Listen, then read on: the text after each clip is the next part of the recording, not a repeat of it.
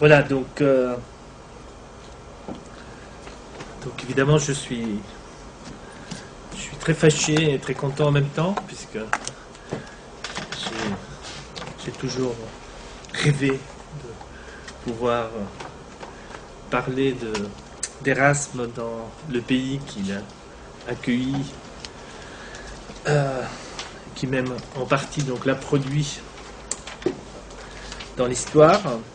En même temps, il y a différentes contraintes qui ont fait que, par rapport j'ai pas pu faire énormément de nouvelles recherches sur ce sujet qui me tient à cœur. Généralement, évidemment, on est mieux quand soi-même on vient de découvrir des choses. On a plus le virus de la. On ne peut que contaminer que dans la mesure qu'on est soi-même contaminé et malade. Et donc je vais essayer d'être le plus malade possible pour vous contaminer avec cette maladie de l'humanisme. Alors donc tout d'abord, c'est donc pour moi quelque chose de très personnel. Mais avant d'aller plus loin, en fait, je vais raconter une anecdote. C'est un jour. Donc moi, je suis artiste peintre de formation, tout un titre ronflant. Mais un jour, c'était sur une exposition, il y avait un modèle qui posait et les artistes s'étaient réunis pour faire des dessins, des croquis. Et j'ai participé, donc j'avais fait un croquis. En fait, je sais pas, en 5 minutes, j'avais fait un croquis. Bon, finalement, franchement, c'était vraiment pas mal. C'était très parlant. Le résultat était très intéressant. Et quelqu'un est venu, parce qu'il y avait aussi donc des gens du public. Quelqu'un est venu me voir en disant, parce que tous les autres, c'était très lent. Les gens travaillaient pendant 20 minutes, une demi-heure, etc. Moi, j'avais déjà fini. Je tournais les pouces. Et j'en dis, mais vous avez fait ça en combien de temps? Bon. Je dis, madame, ça m'a pris 45 ans. Parce que bien que le dessin en tant que tel, je l'avais fait en quelques minutes, en fait, c'était très clair, présent dans mon esprit, que quelque part, ces 5 minutes, c'était possible parce qu'il y avait tout le travail avant de tout ce que j'ai pu recevoir comme formation, de tout le travail que j'aurais pu faire avant, qui m'avait permis de réussir cette chose. Donc pour ce programme donc sur Erasme, donc c'est un peu la même chose. Donc j'ai fait il y a 6 ans donc ce texte qui s'appelle Comment la folie d'Erasme sauva notre civilisation, qui est sur notre site, sur laquelle j'ai travaillé pendant 6 mois, mais en fait où en réalité j'ai réfléchi depuis 20 ans. J'ai travaillé. Il y a eu les travaux, les réflexions de Christine Bière, qui est ici, à l'époque où nous animions une antenne en Belgique, entre 1976 et 1980.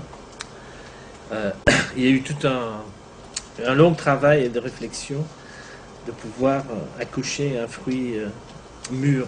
Sinon, donc, juste pour les gens qui veulent, disons, je tiens ici à faire l'éloge donc, de M. Léon Alquin, qui est un grand professeur d'histoire de Liège, qui est mort en 98, qui est certainement une des meilleures biographies. C'était un résistant wallon, qui était déporté, qui était une figure importante de la résistance en Belgique, et la résistance belge pendant la guerre. Effectivement, Erasme, c'était quelque chose qui était dans leur pensée, dans leur esprit, dans leur action. Donc c'est une très bonne, c'est une excellente biographie, c'est vraiment une des meilleures.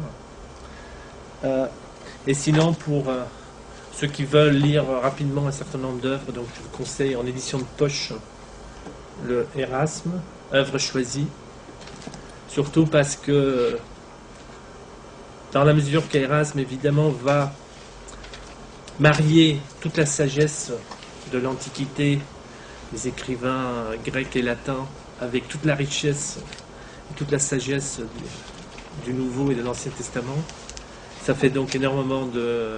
C'est pas mal d'avoir des bonnes notes de bas de page qui vous permettent parfois de pénétrer un certain nombre de blagues, d'ironie et des références qui autrement font cruellement défaut. Donc ici, en tout cas, les notes qui sont faites sont vraiment extrêmement bien et très utiles. Et sinon, donc, la dernière personne que je dois mentionner, c'est un Américain qui s'appelle James Tracy, qui est un historien américain qui est actuellement vivant. C'est probablement la personne qui a fait le travail le plus extraordinaire sur Erasme, parce que tout simplement, il faut bien voir que, comment dire, c'est quelqu'un qui a repensé toute l'interprétation qu'on puisse avoir de l'œuvre et du travail, de l'action d'Erasme, à partir de la publication des lettres. Donc, si vous pensez qu'écrire c'est fatigant, que vous écrivez déjà beaucoup, alors Erasme, donc tenez-vous bien. Erasme, on pense que donc l'œuvre épistolaire, donc le lettre, c'est à peu près 20 000 lettres, dont il en existe 3000 qui sont. Donc Erasme avait à peu près un réseau de 3000 personnes avec lesquelles il y avait une correspondance qu'il écrivait. Et donc en moyenne, ça fait donc 40 lettres par jour, sans internet. Hein. Je ne sais pas s'il y a beaucoup de gens ici qui font 40 emails par jour. Et ça, c'est la moyenne. Ça veut dire qu'il y avait des jours où il y avait 80 lettres. Sans parler, évidemment, au moins une cinquantaine de livres, plus la grande édition donc, des adages, qui au début était à 3000, et donc la dernière édition, c'est 5000 adages, ça peut être des petits proverbes d'une vingtaine de lignes, jusqu'à carrément un petit livre de 50 pages sur élaboration sur un proverbe. Donc c'est un travail absolument énorme, monumental, évidemment un sujet extrêmement vaste, difficile donc à traiter en profondeur en une fois. Alors, donc ce qu'il faut bien voir, donc moi ce que je me suis rendu compte en travaillant sur Erasme, c'est que c'est un nom extrêmement célèbre pour une personne qui est largement, voire totalement inconnue. Alors, y compris aux Pays-Bas. Alors, ce que je peux dire, et c'est pour ça pourquoi aussi j'ai pas mal insisté pour que le nom Erasme soit au centre même de notre nom dans notre mouvement en Belgique, c'est que quand j'ai fait tout ce travail, en fait, ça m'a fait vraiment un choc, parce que moi-même je suis belge de naissance, je suis né à Anvers, j'ai fait mes études à Bruxelles, je vis depuis une trentaine d'années à Paris. Et donc, comme beaucoup de Belges, j'étais absolument pas du tout séduit par la politique belge, même quelque chose qui me écœurait au plus haut point. Et j'étais vraiment très heureux de pouvoir partir en France, parce que malgré tous les défauts qu'a ce grand pays, il y avait quand même un esprit de liberté qui régnait, de Gaulle, de Jaurès, il y avait des figures historiques qui était capable effectivement d'incarner une certaine idée de la grandeur, que même si tous les Français ne veulent pas être à l'identique de Gaulle, malgré tout, ça communique un sens de grandeur et de puissance, de potence, comment dire, qui manque donc cruellement ici. Et donc, ma découverte donc, en tant d'Erasme, c'était de ce point de vue un choc, parce que je me suis rendu compte que c'est une partie de l'histoire de la Belgique et des populations qu'on leur a volé, et en leur volant, en cachant cette histoire au peuple de la Belgique et des Pays-Bas, quelque part, on vole une partie de leur identité, on les a émasculés, et on les a ramenés à des choses soit très individuelles, parce qu'une fois que vous êtes plus, une fois que vous ne croyez plus dans un projet collectif, évidemment, vous pouvez vous replier sur la famille, sur l'individu. Alors, la raison donc pour laquelle Erasme est un grand nom, un nom célèbre, mais une personne inconnue, c'est donc, je vais vous dire, donc il y a une multitude de raisons. Alors, première raison, bien sûr, c'est qu'il a tout écrit en latin, puisque c'était la langue des lettrés donc à l'époque, et que sa grande ambition en réalité, c'était de convaincre les responsables de l'Église de mettre de l'ordre dans la chrétienté et de retourner donc aux idéaux et la pureté de l'Évangile. Évidemment, entre Jésus-Christ et l'époque d'Erasme, il y a eu beaucoup de corruption et d'incarnation terrestre assez imparfaite de cet idéal chrétien. Donc ça, c'est le premier. Mais donc, dans la mesure qu'il écrivait en latin et qu'à son époque, il y a eu relativement peu de traductions dans les langues, plus qu'il y avait un grand nombre de gens qui savaient simplement pas lire, ni lire ni écrire. Donc c'est un premier problème. Ensuite, il a été massivement calomnié. C'est-à-dire,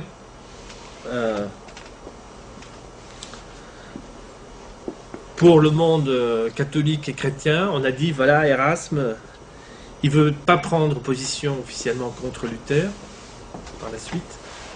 Donc on dit, voilà, c'est un crypto-luthérien. Et voire pire, on a dit aux Belges, Erasme, c'est même un Hollandais. Alors là, si vous voulez démolir quelqu'un en Belgique, surtout en Flandre catholique, vous dites tout simplement, Erasme, c'est un Hollandais. Bon, terminé, on ne va pas faire le détour, on ne va pas perdre sa vie à lire en hollandais. Évidemment, c'est totalement absurde, puisqu'à cette époque-là, il n'y avait ni la Belgique ni la Hollande, ça n'existait pas. Il y avait les Pays-Bas bourguignons, donc c'était un grand espace, je vais vous montrer tout à l'heure une carte. Donc Erasme n'était pas un Hollandais. Évidemment, sa famille venait de Gouda, et il a fait certaines écoles aux Pays-Bas, mais il a passé grosso modo un tiers de sa vie entre Anvers, Malines, Bruxelles, Gand et Liège, un tiers de sa vie en Angleterre, quelques années en Italie et un tiers de sa vie en Suisse. Et les Pays-Bas en tant que tels, le jour où ils ont décidé de faire une statue d'Erasme à Rotterdam, les populations de Rotterdam sont venues casser les statues. Tellement ils étaient, disons, fiers de leurs nobles descendants. Bon, aujourd'hui il y en a une, hein. Mais je ne sais pas combien de temps elle va rester. Donc ça c'était la deuxième chose. Alors, donc il a écrit en latin, donc ce qui fait qu'aussi aujourd'hui, à part l'éloge de la folie, que la plupart des gens lisent à peu près le premier tiers, qui n'est que la mise en bouche pour le vrai sujet, le reste des œuvres, les gens ne connaissent même pas les noms, et donc, au mieux, les gens disent, ah, l'éloge de la folie, c'est un farceur, ce qui n'est pas faux, mais c'est quand même pas le tout. Donc suite à son action, donc Erasme est obligé, donc déjà pendant son vivant, il est persécuté. Et il doit même, quand il va en Suisse, c'est parce qu'il est en fuite. Évidemment, il n'est pas en fuite, mais ses amis lui disent, si tu restes à Louvain, tu risques de passer à la casse-poison. Donc c'est peut-être pas l'idéal. Donc il doit partir. Alors ce qu'il faut savoir, c'est qu'Erasme voyageait tout le temps, et il y a une très grande partie de ses œuvres qu'il a écrites en fait à cheval, sur le cheval, pendant le chemin, soit en carrosse, soit à cheval, mais il était capable de prendre des notes à cheval et d'écrire, et donc il avait... D'où l'écriture un peu. Plus il voyageait évidemment avec tous ses livres, avec des caisses, toute sa documentation qui voyageait avec lui. Donc il est... certains historiens disent Erasme était fou, il souffrait d'un syndrome de persécution. Vous voyez, on disait la rouge. Non mais dit la rouge, il a un syndrome de persécution. Erasme voyait partout son ennemi, qui était Jérôme Aléandre, qui était un latiniste avec lequel il a travaillé pendant un moment à Venise, et qui ensuite devient le légat du pape, qui devient vraiment la prostituée de l'oligarchie et qui va vraiment essayer de détruire Erasme et ce qu'il fait. Donc il souffre du syndrome de persécution, il doit fuir Louvain, et après sa mort, donc, il est mort en 1536, donc, mais tout de suite après commence, disons, en 45 commence le concile de Trente, qui est le grand concile où l'Église, soi-disant, veut mettre de l'ordre dans les affaires de l'Église, mais où on va dire, en fait, c'est la grande réaction, donc c'est la contre-réforme. Donc, au début, il y a les réformes, les gens qui étaient pour la... Disons, Erasme a animé tout un courant qui voulait les réformes à l'intérieur de l'Église catholique. Après, donc, ma conviction, c'est que Luther a été une manœuvre pour détruire le courant érasmien en créant donc un conflit ouvert entre des gens qui étaient pour le maintien de l'Église catholique et des gens qui se mettaient carrément dehors. Et donc, à la fin, donc, au Concile de Trente, il y a la contre-réforme qui va mettre donc tout l'œuvre d'Erasme est mis à l'index en 1559. Donc il est interdit pour tout catholique de lire Erasme. C'est totalement interdit. Si vous lisez Erasme, c'est le bûcher. C'est l'index, ça vient donc de Index Vaticanus, c'est la liste des livres bannis par l'Église. Ça avait commencé en 1523 par la Sorbonne. Les franciscains de la Sorbonne, en 1523, ont interdit en France l'enseignement du grec. Parce qu'on ne voulait pas que le citoyen ordinaire puisse lui-même aller lire la Bible dans le texte. Parce qu'évidemment, à ce moment-là, ça crée du chômage technique chez les prêtres. Pour défendre l'emploi des prêtres, on a interdit l'enseignement du grec. Rabelais aussi a été frappé donc, par ce choc. Où on avait donc une église qui disait finalement l'ignorance c'est beaucoup plus compatible avec la foi que le savoir et la connaissance. Donc c'est évidemment la thèse que Erasme va totalement rejeter et combattre. Alors dernière raison donc en Belgique ça a été même plus loin puisqu'on a envoyé Erasme à l'hôpital.